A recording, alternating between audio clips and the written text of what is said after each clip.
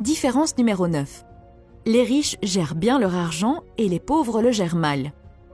L'argent n'est qu'un outil, comme votre ordinateur ou votre téléphone. Donc, vous devez apprendre à vous en servir. Nous passons de nombreuses heures à apprendre comment utiliser un ordinateur.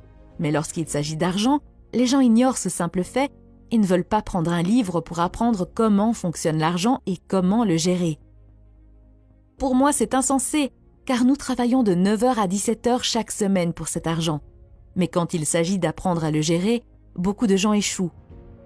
Vu le nombre de pauvres qui se plaignent de leur situation financière, on pourrait penser qu'il est logique d'apprendre les bases de l'argent, mais ce n'est presque jamais le cas. Les riches ne sont pas plus intelligents que les pauvres, ils ont simplement des habitudes différentes et plus favorables à l'argent. Pour maîtriser l'argent, vous devez le gérer. Dire « je commencerai à gérer mon argent dès que j'en aurai », c'est comme une personne en surpoids qui dit « je commencerai à faire de l'exercice et à suivre un régime dès que j'aurai perdu 5 kilos ». Commencez d'abord par gérer correctement l'argent que vous avez, puis vous aurez plus d'argent à gérer.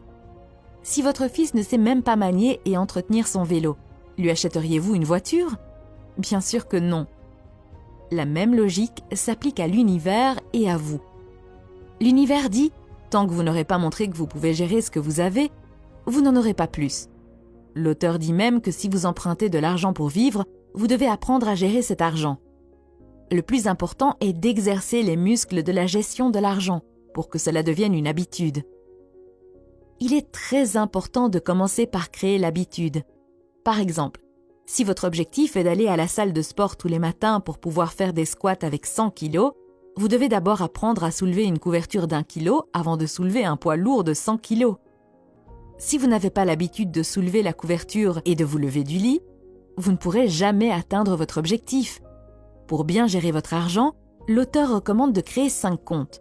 Le compte d'investissement, le compte de loisirs, le compte d'éducation, le compte de dons et le compte de dépenses. Vous devez placer 10% de votre revenu après impôt sur votre compte d'investissement. C'est le compte qui va créer l'oie qui pond des œufs d'or. Ecker recommande également de mettre un montant égal, 10% sur votre compte de loisirs. L'argent sur le compte de loisirs doit être dépensé à la fin du mois pour des activités amusantes.